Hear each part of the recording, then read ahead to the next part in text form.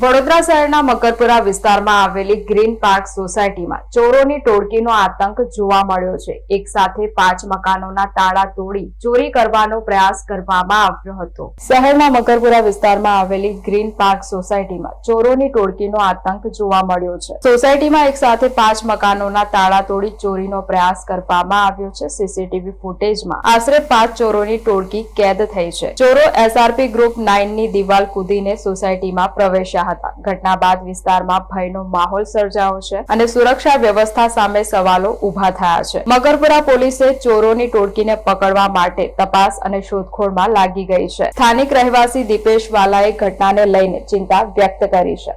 શુક્રવારે રાત્રે સોસાયટીમાં શું બનાવ બન્યો એનું જરા વિસ્તૃત જાણકારી આપશો। સર, મારું નામ છે દીપેશ વાલા। હું ગ્રીન પાર્ક સોસાયટીનો પ્રમુખ છું। મારા સાથે ઉભેલા છે રવિન્દ્ર કુલકર્ણી છે, એ સેક્રેટરી છે। શુક્રવારની રાત્રે લગભગ 2:30 વાગ્યાના આસપાસ 3 માણસો અમારી સોસાયટીમાં એસઆરપીના દિવાલ ઓળંગીને સોસાયટીમાં ઘૂસ્યા હતા। સોસાયટીમાં આવ્યા પછી લગભગ 3 થી 4 ઘરમાં રેકી કરી અને 1 કલાક સોસાયટીના અંદર નીકળ્યા પછી એ સુસદની દિવાલ ઓળંગીને